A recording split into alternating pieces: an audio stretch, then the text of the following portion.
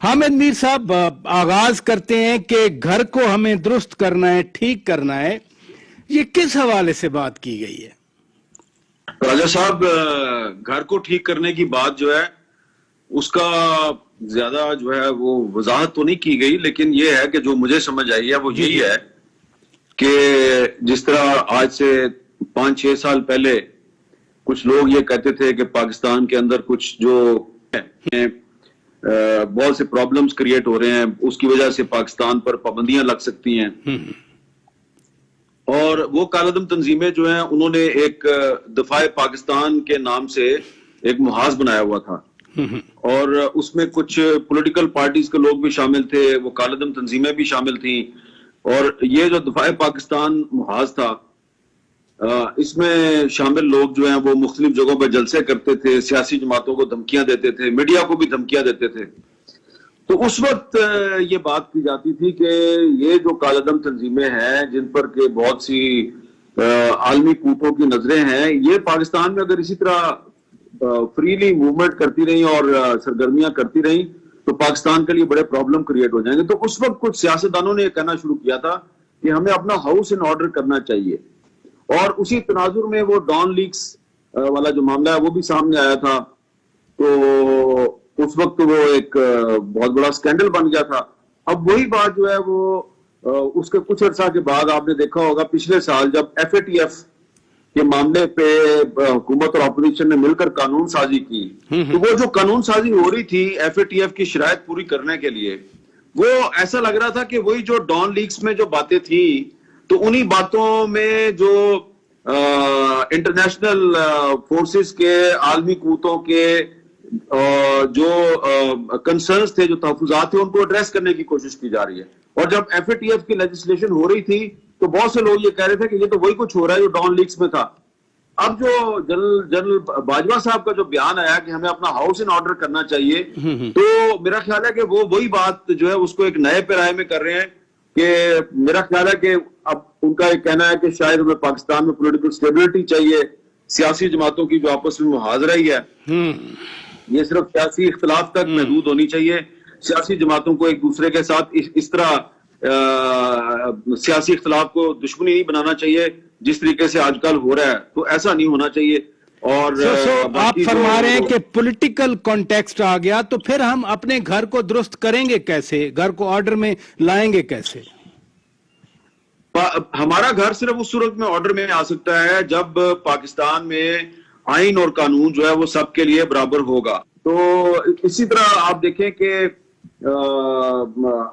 ہمارے ملک میں ایک وزیر اعظم جو ہے وہ سیدھا الیکشن کمیشن آف پاکستان پر الزامات لگا دیتا ہے، چارج شیٹ لگا دیتا ہے اس پہ،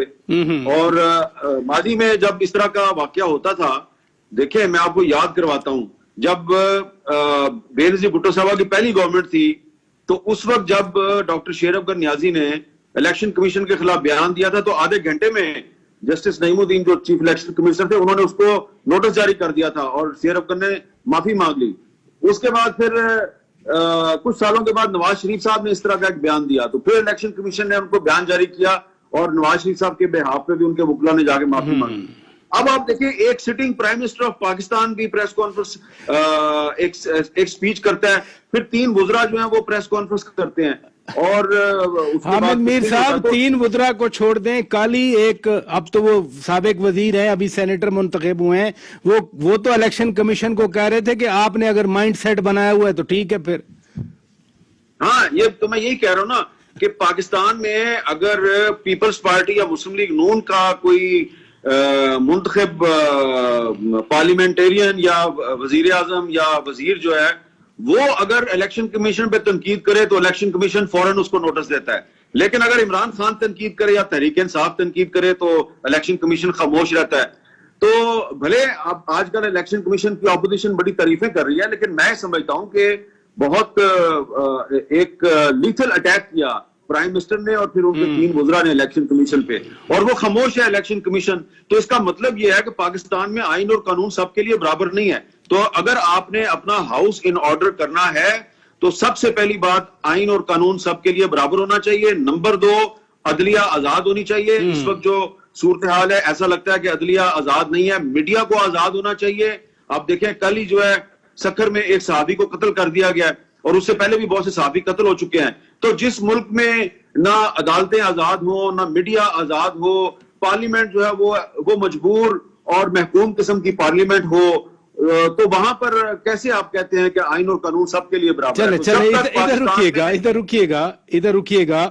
مدر عباس صاحب، آپ کیا اس سے مراد لیتے ہیں؟ اپنے گھر کو درست کرنے کی بات کی گئی ہے. ماضی میں تو پیپلز پارٹی جب کہتی تھی، یا اس سے پہلے ایون جنرل مشرف کی گورنمنٹ میں کہا جاتا تھا، یا میاں نواز شریف، وہ یقیناً دہشت گردی کے حوالے سے تھا، جہادی تنظیموں کے حوالے سے ہوتا تھا. اب کس کانٹیکس میں آپ کو کیا سمجھ آئی ہے؟ دیکھیے، بہت بہت شکریہ پراچا صاحب. سب سے پہلے تو یہ طے کرنا ہوگا کہ گھر میں خرابی کیا ہے جس کی وجہ سے یہ کہا جا رہا ہے کہ سب سے پہلے گھر کو درست کرنا ہے. پاکستان کو ایک ویلفیئر اسٹیٹ بننا تھا، پاکستان ایک سیکیورٹی اسٹیٹ بن گیا. پاکستان میں ایک جمہوری نظام کی بنیاد پر پاکستان بنا، یہاں جمہوریت کا نام لینا جو ہے وہ مشکل ہو گئی. پاکستان قائد اعظم کے ویژن کے مطابق اس ملک میں میڈیا کو آزاد ہونا تھا.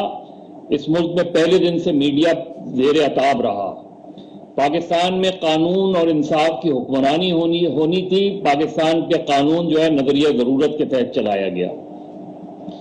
پاکستان نے بہت سالوں پہلے جب پہلی افغان جنگ میں حصہ لیا معاف کیجیے گا، تو مجھے آج بھی خان عبد الولی خان کا وہ جملہ یاد ہے کہ آج جو گولی کابل کی طرف چلائی جا رہی ہے وہ کل اسلام آباد کی طرف بھی چل سکتی ہے. لیکن اس وقت جب یہ ساری باتیں لوگ کہہ رہے تھے، جس طرح 1970 میں بہت سے لوگ کہہ رہے تھے یہ بات کہ دیکھیں مسئلے کا سیاسی حل نکالیں، لیکن ہم نے 26 مارچ 1970 کو فوجی آپریشن کے ذریعے حل نکالنے کی کوشش کی، اور اس کے نتائج ہمیں 16 دسمبر کو مل گئے. مدر عباس صاحب، جتنا آپ نے فرمایا ہے یہ تو ہر پاکستانی کی رائے یہی ہو سکتی ہے، لیکن میں یہ پوچھنا چاہ رہا ہوں، جیسے جنرل قمر جاوید صاحب باجوہ صاحب نے بات کی، انہوں نے اسی کانٹیکس میں کی ہے جس میں آپ بیان کر رہے ہیں؟ دیکھیے، انہوں نے اس کانٹیکس میں کی ہوگی. میرے خیال میں تو ان کا کانٹیکس میں جو سمجھتا ہوں، ہو سکتا ہے میں غلط ہوں، کہ پاکستان کو اس وقت دنیا میں کس طریقے سے دیکھا جا رہا ہے. پاکستان نے بے مثال قربانیاں دی ہیں دہشت گردی کے خلاف جنگ میں. وہ کیا وجہ ہے کہ آج بھی آپ کو سسپیکٹ کے طور پہ لیا جاتا ہے، وکٹم کے طور پہ نہیں لیا جاتا تمام تر جو ہے اس لڑائی کے باوجود؟ اس لیے کہ جب بھی کوئی بات ہوتی ہے تو یہیں سے بات آتی ہے ہمیشہ کہ یہ جو صورتحال ہے، یہی پاکستان ایک بریڈنگ گراؤنڈ رہا ٹیررزم کا. یہی چیز رہی ہے. آپ کہتے رہیں کہ جی پہلی افغان جنگ کے نتیجے میں یہ چیزیں ہوئی تھی. اور مجھے یاد ہے میں نے جنرل اسلم بیگ سے ایک مرتبہ انٹرویو کیا تھا تو انہوں نے کہا تھا کہ دونوں افغان جنگ میں ہماری شمولیت جو ہے وہ ہماری بڑی غلطیاں ہیں، اور جس کی پرائس ہمیں پے کرنی پڑے گی. اور یہ بات